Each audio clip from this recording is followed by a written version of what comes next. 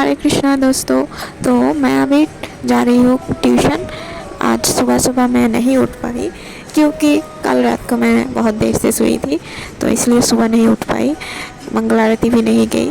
फिर सुबह 6 बजे उठी और रेडी होकर ट्यूशन आ गई। लेकिन यहाँ आके देखा कि हम कुछ जल्दी आ गए थे। फिर सर जी आए और दरवाज़ा खोला और हमने पढ़ाई शुरू की।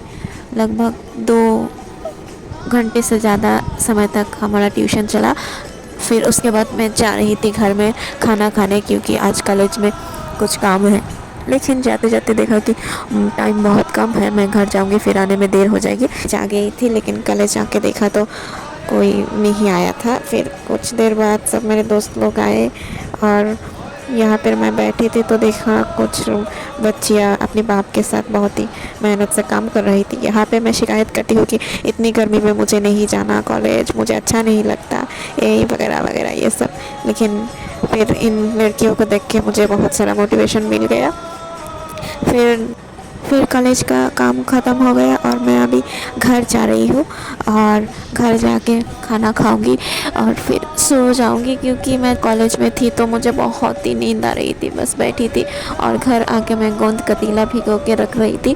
मैं सुबह भिगोना भी भूल गई थी, पता नहीं इतनी कम समय में ये भीगेगा या नहीं। फिर भी ट्राई करूँगी। और यहाँ पे साइड में मैं रख रही हूँ चिया सीड। लेकिन दोस्तों 15 मिनट के बाद मैंने देखा, 15 मिनट नहीं, आधा घंटा हुआ था और मैंने देखा कि ये अभी तक ठीक से नहीं भीगा, थोड़ी थोड़ी सख्त थी। मैंने फिर भी ये डाल दिया, लेकिन खाते समय मुझे थोड़ा डर लग रहा था, इसलिए मैंने सिर्फ ऊपर ऊपर से पानी पिया था, उसको फिर से रख दिया था।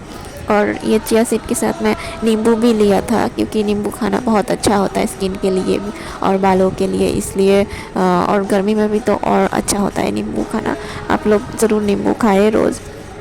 और फिर ये खाने के बाद मैं सो गई थी। फिर मम्मी आई और खाना दिया, मैंने खाना खाया। फिर आज का जो मेरा जॉब है वो कंप्लीट किया।